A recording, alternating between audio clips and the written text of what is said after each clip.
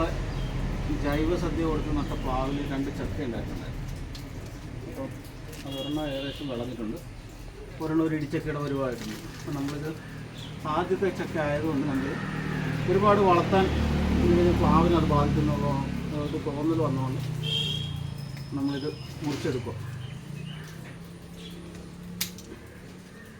ആദ്യത്തെ ചക്കയാണ്, ഫസ്റ്റ് ചക്കയാണ്.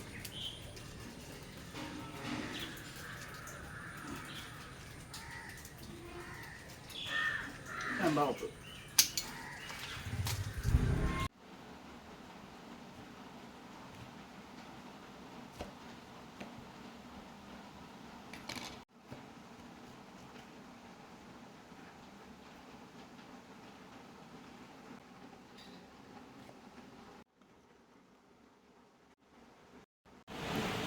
നമുക്ക് ജൈവ സദ്യ കൊടുത്ത് നമ്മൾ ഉണ്ടാക്കിയ പ്ലാവിൽ ആദ്യത്തെ ചക്ക കിട്ടിയത് കുഴച്ചതാണിത്.